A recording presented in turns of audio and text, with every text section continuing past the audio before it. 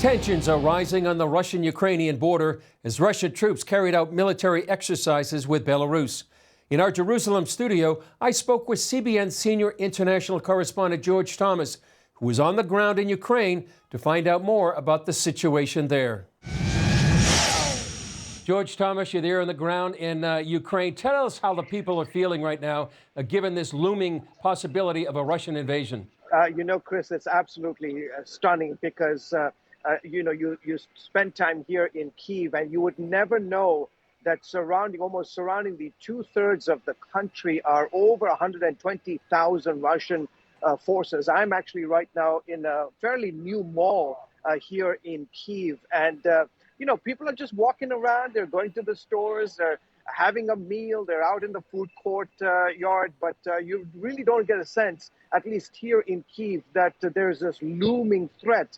And obviously, there's a lot of internal debate as to really what are Putin's end goal, what is his ambitions here in Ukraine, and people are still scratching their heads, trying to figure out, really, is he really going to do a full-out invasion of the country? And obviously, that remains to be seen. Well, tell us, George, what are the ramifications if Putin does decide to invade Ukraine? They're huge. If you look at what has happened to Ukraine in the last 30 years, since the fall of the Soviet Union, for some geopolitical context, Ukraine used to be one of the satellite states of the former Soviet Union and a prize satellite state. Why? Because Ukraine used to be called, in fact, is still today called the breadbasket of Europe. You've got wheat, you've got all kinds of agricultural, mineral resources. Not only is it a beautiful country, but it's also a naturally very rich country in all levels and terms. So a takeover of Russia would be absolutely significant.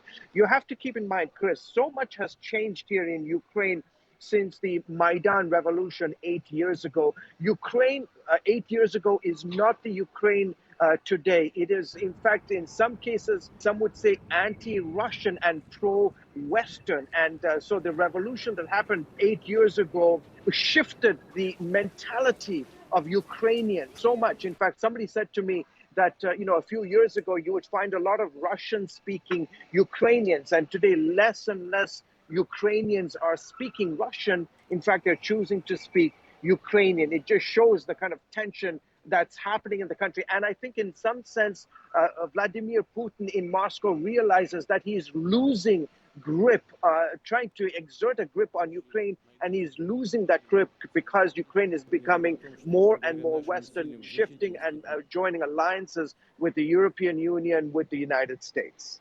Explain to people, why is it so important? Why care about what's happening in Ukraine right now? Because Ukraine has been, for the last 30 years, Chris, a beacon of democracy. What happened after the fall of the Soviet Union is that these satellite countries from Lithuania, Slovakia, Slovenia, Ukraine, Belarus, they all embraced democracy. And today, right next door to Russia, is a country that is an authoritarian dictatorship.